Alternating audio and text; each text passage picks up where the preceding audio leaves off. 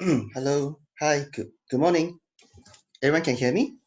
Please respond to the chat. Is it everyone here?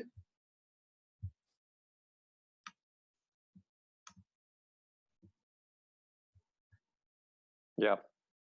All right. Cool. Thanks. All right. Thank you for coming. For joining the AsiaPay ePayment 101. First time of our webinar.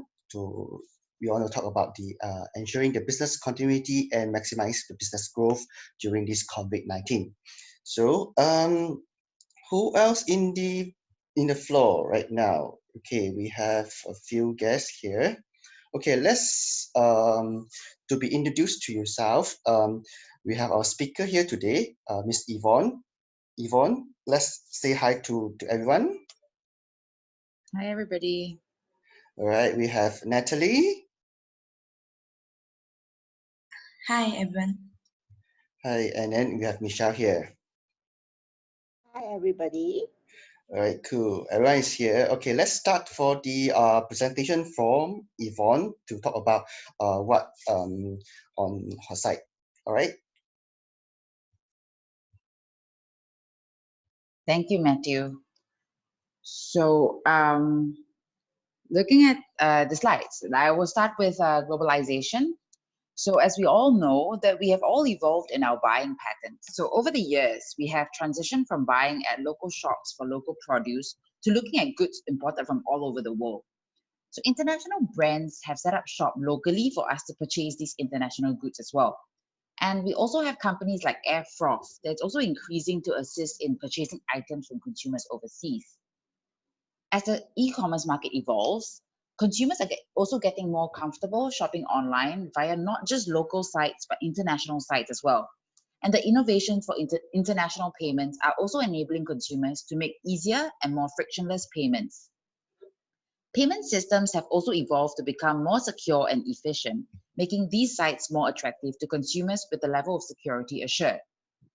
E-commerce sales worldwide for 2019 is about 4 trillion USD and is anticipated to grow to 6.54 trillion USD in 2022.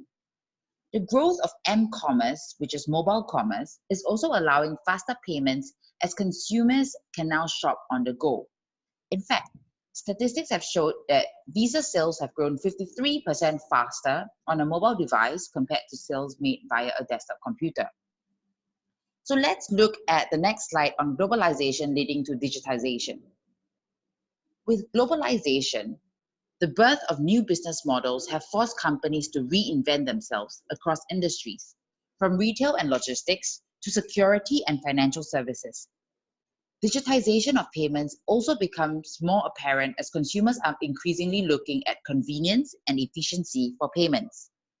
Looking at the evolution of payments, this has allowed underbanked countries like Thailand, Indonesia, and Philippines to enable payments through digitization with wallets like LinePay, GrabPay, GoPay, and more. So let's look at how digitization leads to personalization as well.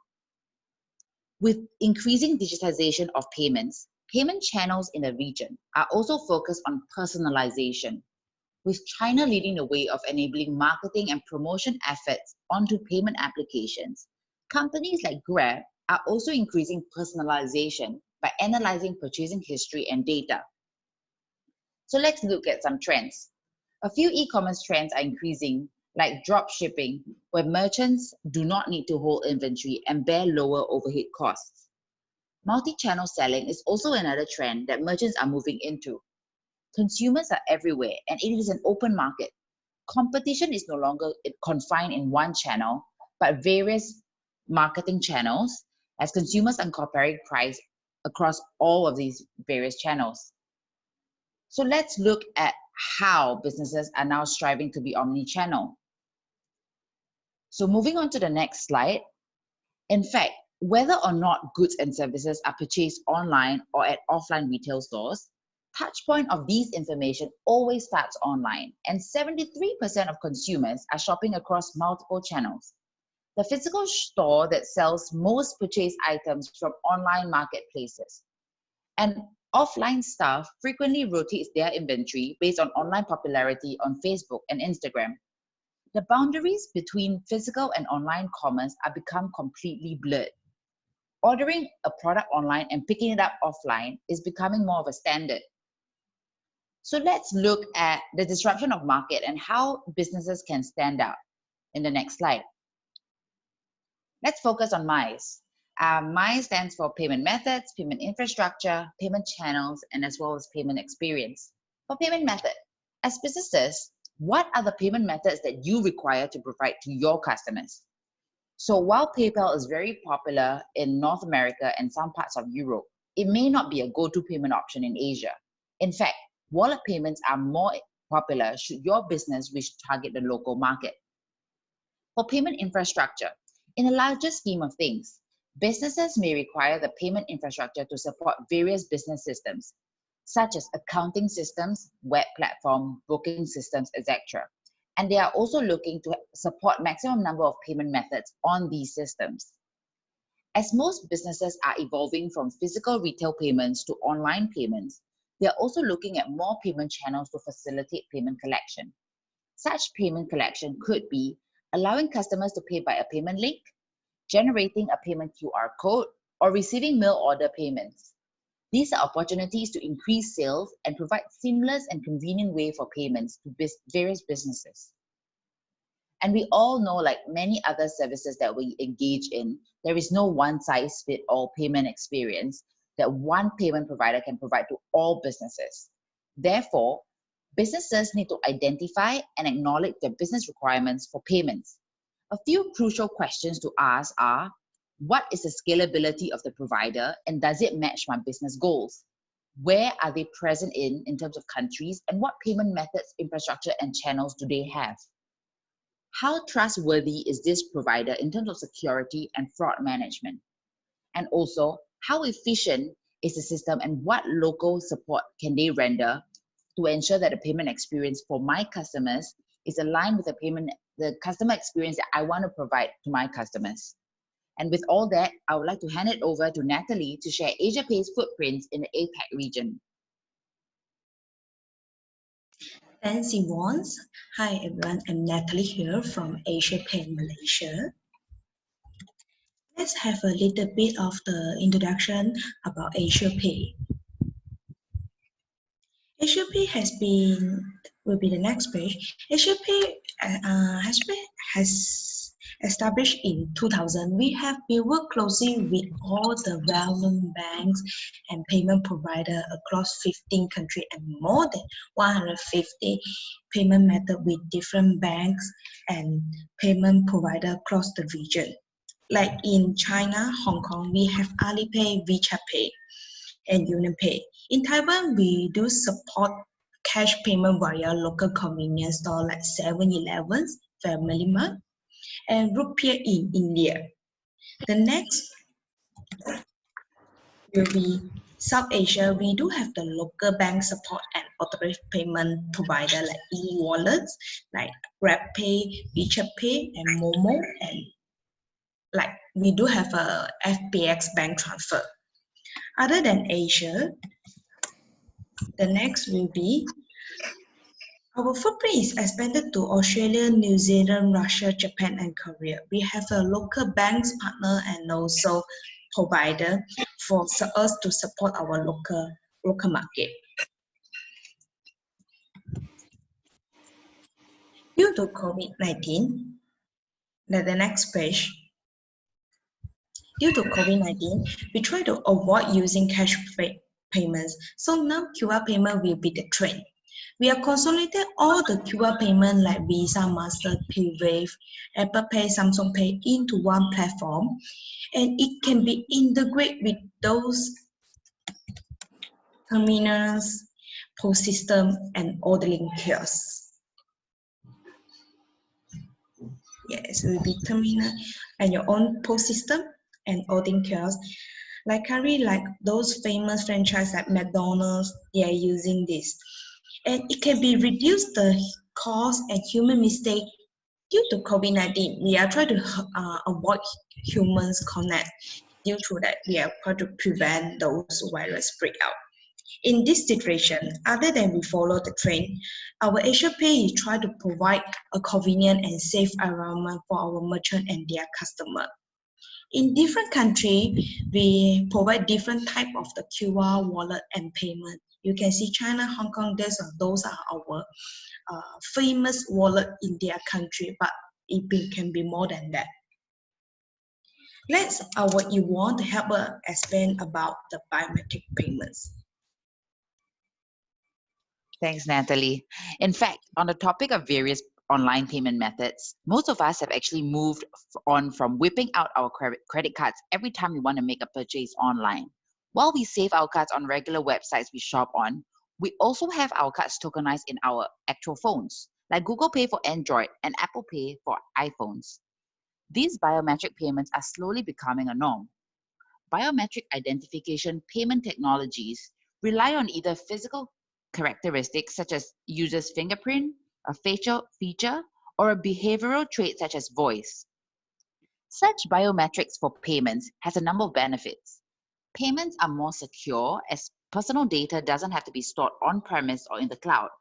The process gets faster and easier, and as technology helps retailers customize the shopping experience based on each individual's preferences, purchase history, and average spend. We're seeing more and more of these biometric identification technology in the payment world today and are evolving like AliPay's Smile to Pay. Even though this solution is currently only available in China, here we see an important global trend. Thanks to biometric technology, payment becomes faster, more convenient, and more frictionless. Now let me pass it back to Natalie to share our AsiaPay's payment infrastructure. Thanks, Yvonne.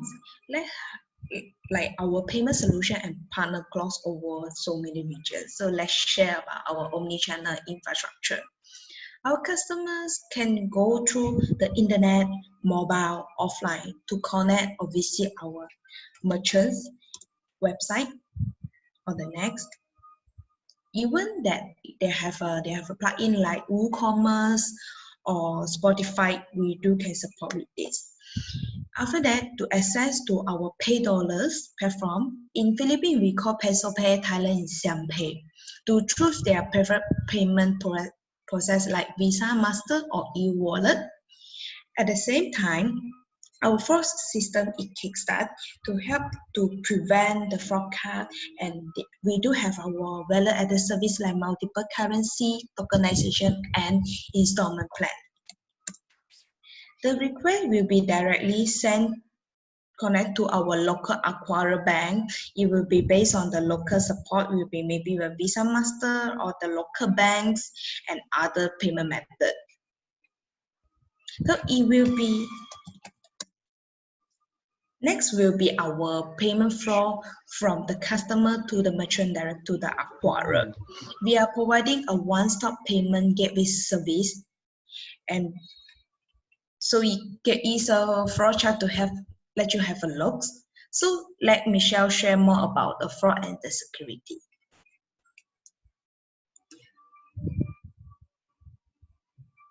Michelle? Michelle is our operation. Thank you so much, Yvonne and Natalie. Yeah, my name is Michelle. I'm calling from AsiaPay, Malaysia. I'm handling the service and operation of merchants. Okay, our life under COVID-19 has literally changed forever. No close contact. Social distancing has inevitably changed how people will conduct their business and lifestyle. E-commerce is expected to play a pivotal role in playing intermediary, connecting consumers and merchants in this new world order. Now, let me share with you our AsiaPay innovation and development in e-commerce in the next slide. Okay, we'll see here there are various innovation and development handled by AsiaPay. First of all, we'll see FPS. FPS stands for Faster Payment System, which is a direct bank transfer using QR, which currently available to our consumer in Hong Kong. Next, we will see we also develop this tokenization, where it's a Visa token service, enables frequent and loyal online shoppers to make secure online and mobile payments via tokenization. It replaces sensitive customer information with a unique random generated value called token. Next, we move on to Smart POS. Smart POS, where we support, AsiaPay support retail and it's a terminal where we support retail and face-to-face sales merchant. Next, we move on to biometric recognition, where it's the use of fingerprints, iris pattern, facial recognition, voice, and palm vein pattern to match it with a database to verify a user's identity. Next, we move on to our next innovation, which is a 3D Secure 2.0, where AsiaPay integrated our payment platform with the 3D Secure 2.0, which is the latest and advanced security function and enables merchants offering their customers a better secure e-payment process. We also look onto the new development on blockchain, big data, AI, artificial intelligence, and also virtual reality. Now let's move on to the next slide, where we'll talk about a bit on the challenges in e-commerce. E-commerce is defined as the buying and selling of products or services over electronic systems, such as the internet and to a lesser extent, other computer networks. It is generally regarded as a sales and commercial function of e-business. The rapidly changing business environment has led several companies to adopt e-commerce. E-business brings about a lot of changes in the way firms work.